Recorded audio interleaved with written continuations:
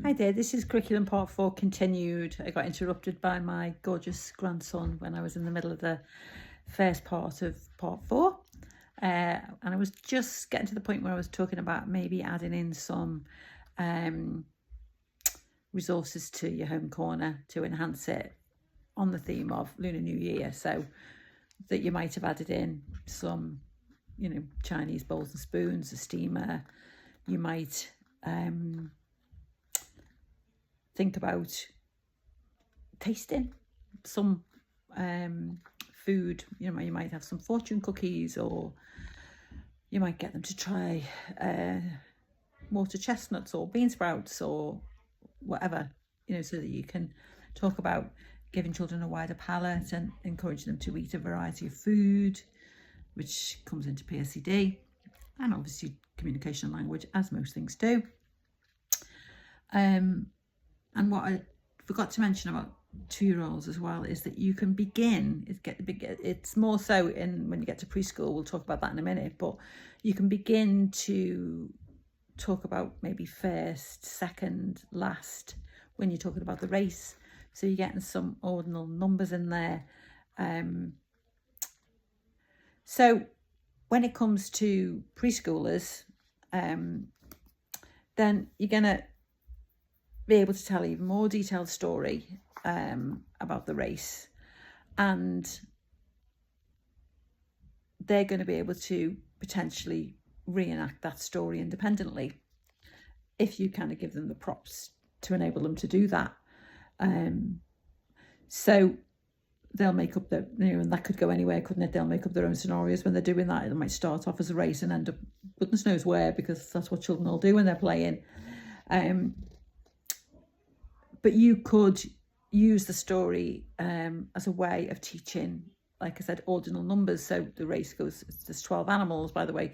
Year of the horse next week, the horse came 7th.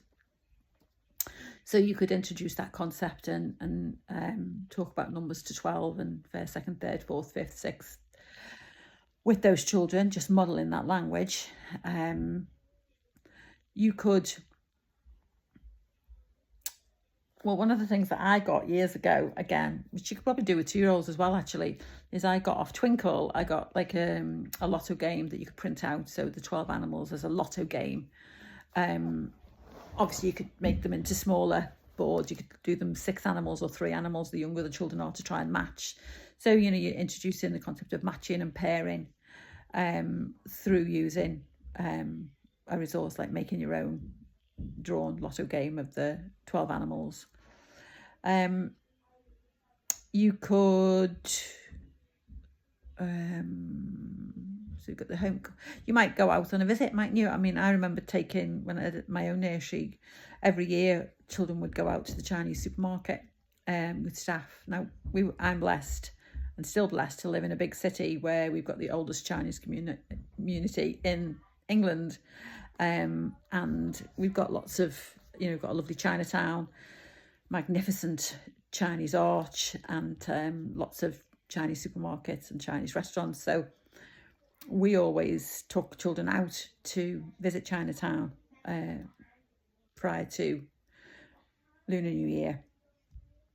And then you could decide that you might do some cooking with children. You might get them to chop up stuff for a stir fry, or even if it's prawn crackers, whatever it is that you decide to do. So you could enhance your curriculum by giving them different things to taste.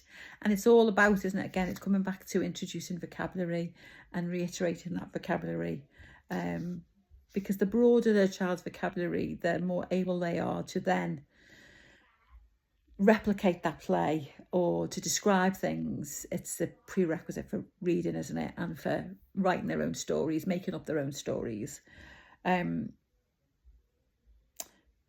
So there's a fair few things that you could do, but you've got to kind of just go from the point of view of starting again with what do we want the children to learn.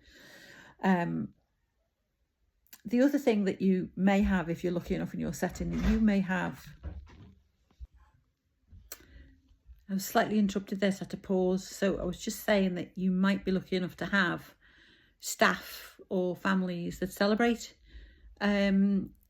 Chinese New Year, and that's their lived experience.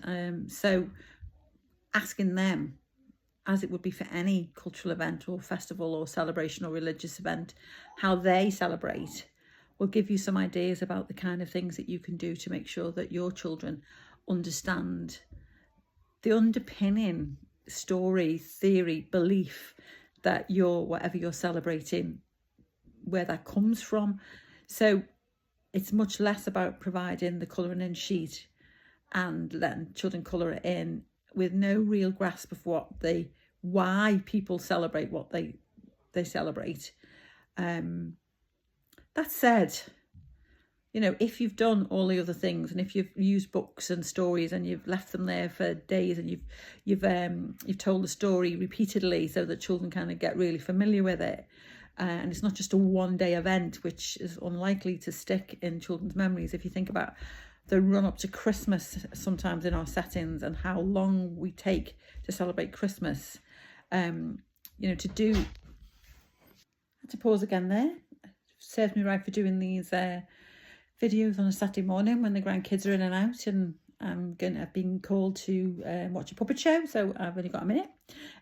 But what I was saying was that if you've done all of the things that underpin the theory about why people celebrate the event that you are introducing children to, then having a handful of colouring in sheets somewhere in your room, you know, in a 3 to 4 year old room, preschool room, for children to colour in it's no big deal, is it? You know, because it's not the be all and end all. It's a supplementary thing, and there are some children who love to colour in, so you know that's all good, but that's a complete add-on, isn't it? And it's something that you would leave out for children to play with if they want to, as and when.